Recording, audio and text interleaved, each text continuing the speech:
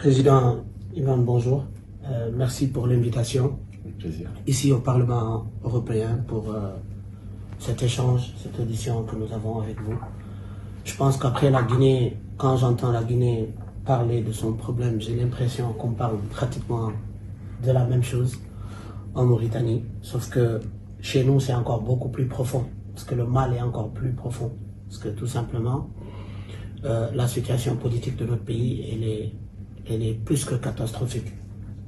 On a un pouvoir qui centralise tout, absolument tout. Il n'y a aucune séparation de pouvoir, il y a un semblant de séparation de pouvoir qui est fait de façade.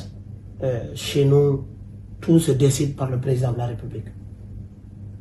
Quand même au sein du Parlement mauritanien, il y a des amendements qui se font par un député et que ce député peut recevoir un coup de fil du ministre, surtout quand c'est un député de la majorité qui fait un amendement. Et quand c'est celui de l'opposition comme nous qui fait un amendement, on cherche à le corrompre, on cherche à lui donner des pots de vin, à lui donner des enveloppes de dessous de table pour qu'il retire ses amendements. Moi, je pense qu'il n'y a pas lieu de parler de séparation de pouvoir. Au moment où je parle dans cet auguste siège du Parlement européen, il y a des Mauritaniens, il y a Ahmed Samba, qui est un Mauritanien, un activiste, un militant, qui a été mis en prison, qui se trouve à l'heure actuelle en prison. Pourquoi? Pour avoir exprimé et pour avoir dénoncé les incohérences du pouvoir mauritanien. Et au nom d'une certaine loi qu'on appelle la loi des symboles, qui protège le président de la République, que personne ne peut le critiquer, personne ne doit le critiquer. Si vous dites ce que vous pensez du président de la République, on vous met en prison. Ça a été le cas d'un député mauritanien, Ahmed Bouya, qui a été mis en prison, qui a exprimé son opinion au sein de l'hémicycle mauritanien, et que c'est au sortir de cet hémicycle que le ministère de la Justice de la Mauritanie a demandé la levée de son immunité parlementaire.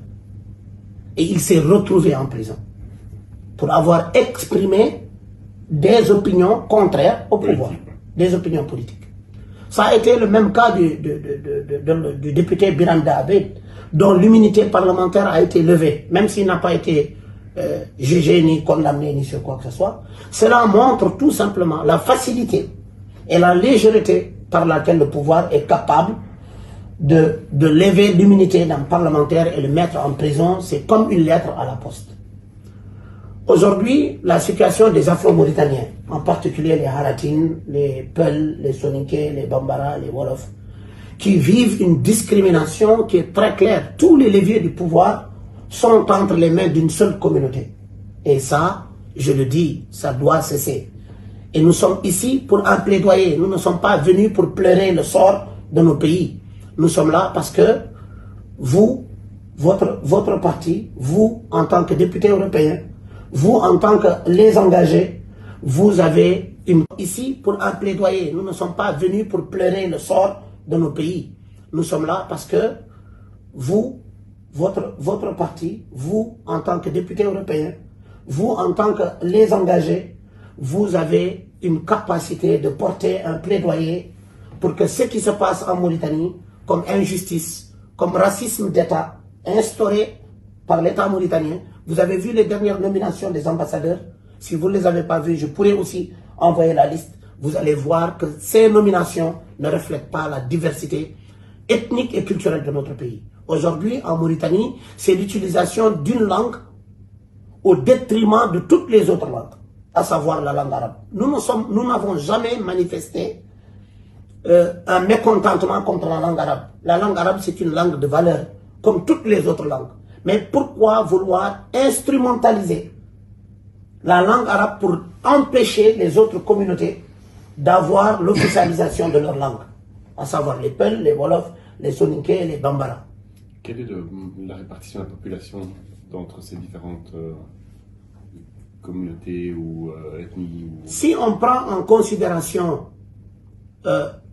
toutes les communautés afro-mauritaniennes, elles représenteront facilement 75 à 80% de la population. 85. Voilà. D'autres diront 85. Disons 80. Voilà. Voilà. Aujourd'hui, ces populations-là, elles sont considérées comme des populations de seconde zone. Il faut le dire clairement. Il ne faut pas avoir peur des mots. Et ce qui se passe en Mauritanie, la Mauritanie n'a de partenaire privilégié que la France, l'Europe en premier lieu. Les contrats de pêche sont faits avec l'Europe. La France est un partenaire privilégié de la Mauritanie à travers son agence, l'AFD, l'Agence française de développement. Vous avez vu, il y a 6 mois, j'ai plaidé au sein de l'Assemblée nationale lors de ma prise de parole pour dire que l'AFD a dépensé des millions du contribuable français en Mauritanie et l'argent a été détourné tout bonnement. Et l'AFD a vu, des lettres ont été écrites à l'agence, il n'y a jamais eu de réponse. Et ça, je pense que le rôle de l'Europe, le rôle du partenariat avec l'Europe, c'est que l'Europe doit être aux côtés des opprimés mauritaniens. Aujourd'hui, vous avez une forte communauté mauritanienne qui est évaluée entre 5 à 6 000 Mauritaniens seulement au niveau de la Belgique. Et dont, parmi beaucoup, aujourd'hui, ont fui le pays pour venir ici. Nous, on vit en Mauritanie. Nous avons choisi de vivre en Mauritanie. Mais il faut dire que nous avons aussi, à côté de notre choix de vivre en Mauritanie, acheté notre linceul. On le met à côté parce qu'on sait qu'à tout moment, on peut être assassiné, on peut être mis en prison. Mais, je le dis, c'est parce que tout simplement, nous savons que c'est le prix à payer.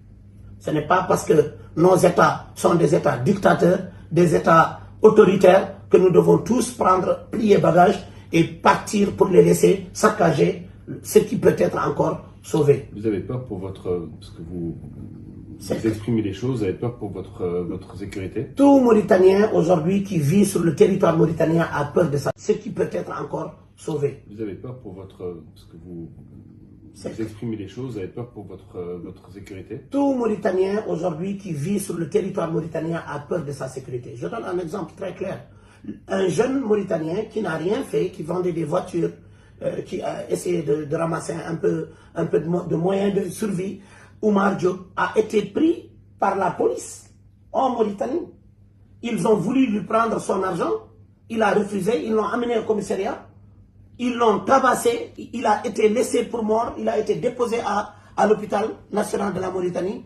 Et après avoir compris qu'il venait de tuer Souvi Oulchein, a été tué, c'est un militant des droits de l'homme, qui a été tué dans un commissariat de la Mauritanie. Ensuite, Oumar Diop a été tué pour pouvoir ne pas porter les 2 crimes de barbarie policière.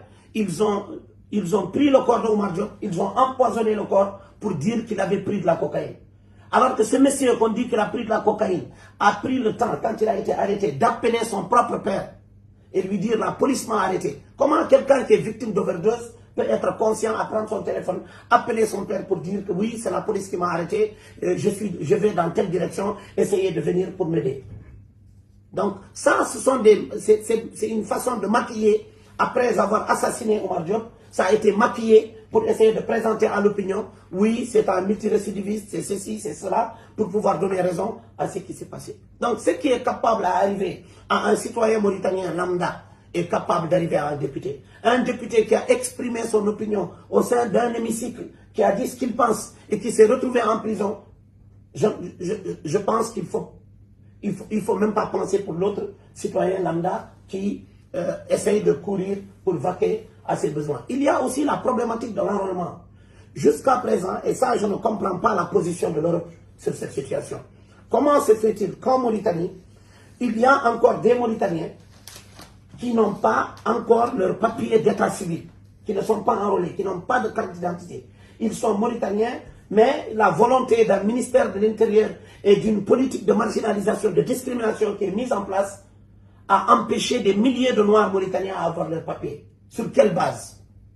Alors que la constitution de la Mauritanie donne le droit à tout Mauritanien d'avoir son état civil. Alors que la déclaration universelle des droits de l'homme, dont la Mauritanie est signataire, garantit à tout Mauritanien, à tout être humain, d'avoir son état civil. À l'heure actuelle où je parle au sein de cet auguste siège du Parlement européen, il y a des Mauritaniens qui n'ont pas de papier d'état civil, qui ne peuvent pas voyager, qui ne peuvent pas aller à l'école. Et quand on parle de la situation du foncier, il y a une volonté réelle du pouvoir mauritanien de fermer les yeux et de voir l'expropriation des terres des négro-mauritaniens, des afro-mauritaniens dans la vallée, dans le sud de la Mauritanie. Pourquoi? Parce que tout simplement, quelqu'un qui est propriétaire de terres, lors des événements de 1989, ayant opposé le Sénégal et la Mauritanie, les terres des Mauritaniens, des Afro-Mauritaniens ont été expropriées. Il y a une volonté dans le sud de la Mauritanie. Pourquoi? Parce que tout simplement, quelqu'un qui est propriétaire de terres, lors des événements de 1989, ayant opposé le Sénégal et la Mauritanie, les terres des Mauritaniens, des Afro-Mauritaniens ont été expropriées. Il y a une volonté claire du pouvoir mauritanien de soutenir ceux qui ont exproprié les terres. Il y a le village de Ngaoulé, dont les terres ont été expropriées par un riche homme d'affaires. C'est au vu et au su de tout le monde. Alors que parmi ces populations dont les terres ont été expropriées, il y en a qui détiennent des papiers qui justifient que les terres leur appartiennent depuis 1901, avant même l'indépendance de la Mauritanie. Et ça, nous, on vient ici discuter avec vous, échanger avec vous, pour que vous, en tant que partenaire qui prône la liberté, la démocratie, de dire à l'Europe, vous ne pouvez pas continuer à financer, à soutenir des États qui discriminent leur population. L'Europe ne peut pas continuer à fermer les yeux sur la situation des personnes, des Mauritaniens, dans le passif humanitaire. Des Mauritaniens ont été déportés, ont été assassinés, ont été enterrés dans des fosses communes. Et que l'Europe garde le silence total sur la situation de ces gens-là. Nous sommes venus pour vous dire que nous avons besoin de vous, comme vous avez besoin de nous. Si aujourd'hui, il y a beaucoup de pays africains qui sont en train de tourner le dos à l'Europe, à la France, à certains pays, c'est parce que tout simplement, nous avons le pressentiment que l'Europe ferme les yeux et ne regarde que son intérêt face, son intérêt économique, son intérêt de poisson, son intérêt de fer. Les pays ne sont pas des frères, les pays sont des amis, ce sont les intérêts qui nous lient. Mais si l'Europe ne défend que son intérêt au détriment de l'intérêt de la dignité humaine, c'est une catastrophe. Je donne un exemple. Au niveau de la SNIM, la Société nationale des mines et de l'industrie en Mauritanie, la SNIM, il y a ce qu'on appelle les journaliers, ceux qui travaillent, qui n'ont pas de contrat, qui ne sont pas soutenus, qui n'ont pas droit à la santé, qui n'ont pas droit à des cotisations, qui n'ont aucune garantie. Et pourtant, la SNIM est le premier partenaire de la France dans la vente du fer, du minerai de fer. Je ne peux pas comprendre que la France ferme les yeux sur la situation des Mauritaniens qui sont au nombre de plus de 3000 Mauritaniens à 5000 Mauritaniens, sont considérés comme des journaliers, sont traités comme des esclaves modernes, et que l'Europe continue à fermer les yeux, et que nous, quand on aura le pouvoir, on va se dire, bah oui, il faut tourner le dos à l'Europe, il faut aller voir autre chose. Parce qu'on a vu, on voit que l'Europe ferme les yeux sur la réalité des souffrances des peuples mauritaniens. Je ne peux pas comprendre qu'on soit dans la capitale politique de l'Europe, Bruxelles, et qu'il y ait des Mauritaniens qui n'ont pas le droit de vote en Belgique. Vous savez que les Mauritaniens ne votent pas en Belgique. Ils ne votent dans toute l'Europe. Les Mauritaniens ne peuvent voter qu'au niveau de Paris. Alors que le code électoral mauritanien est très clair. Là où il y a 100 Mauritaniens, il y a obligation de mettre un bureau de vote. La Constitution donne le droit aux Mauritaniens de voter. Moi, en tout cas, en tant que député de la République islamique de Mauritanie, je ne peux pas venir devant l'Europe et dire que bureau de vote. La Constitution donne le droit aux Mauritaniens de voter. Moi, en tout cas, en tant que député de la République islamique de Mauritanie, je ne peux pas venir devant l'Europe et dire que tout va bien chez nous. Rien ne va chez nous. Et souvent, c'est avec la complicité de l'Europe. Souvent, c'est avec le soutien de l'Europe. Ce n'est pas tous les Européens. On est conscient de ça. Et c'est pour ça qu'on est là. C'est parce que dans cette Europe-là, que nous voyons partenaires des dictateurs, nous y trouvons aussi des députés crédibles et dignes comme vous, Président. Comme d'autres, comme Diallo. Comme d'autres, comme l'ensemble du groupe des engagés. Vous prônez la dignité humaine. Vous prônez la défense des opprimés. Vous soutenez la liberté d'expression. Tel n'est pas le cas, en tout cas, dans notre pays. Et je voudrais... j'ai laissé un mémo. Je vais vous laisser un mémo que vous avez déjà reçu. Et je vous invite à une mobilisation, à une collaboration franche, sincère et honnête et transparente. Et nous sommes vos alliés et nous sommes ouverts à travailler avec vous. Et je vous remercie pour cette prise de parole pour nous. Merci beaucoup. Merci beaucoup.